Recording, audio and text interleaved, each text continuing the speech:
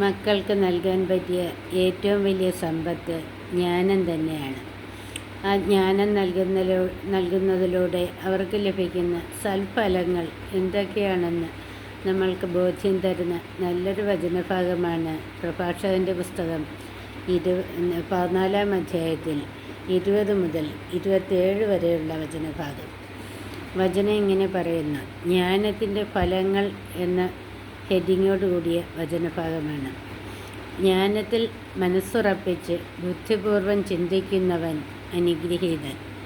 ജ്ഞാനത്തിൻ്റെ മാർഗങ്ങളെപ്പറ്റി മനനം ചെയ്യുന്നവൻ അവളുടെ രഹസ്യങ്ങൾ അറിയും. അവൻ ജ്ഞാനത്തെ നായാട്ടുകാരനെ പോലെ പിന്തുടരുകയും അവളുടെ വഴിയിൽ പതിയിരിക്കുകയും ചെയ്യും.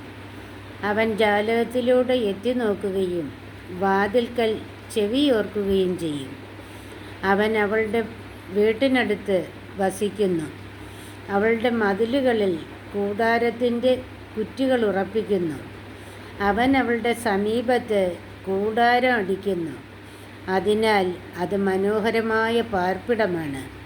അവൻ തൻ്റെ സന്താനങ്ങളെ അവളുടെ തണലിലിരുത്തുകയും അവളുടെ ശാഖകളുടെ കീഴിൽ പാർക്കുകയും ചെയ്യുന്നു.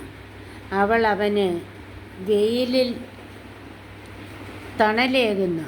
അവളുടെ മഹത്വത്തിൻ മധ്യേ അവൾ വസിക്കുകയും ചെയ്യുന്നു. ആമേൻ.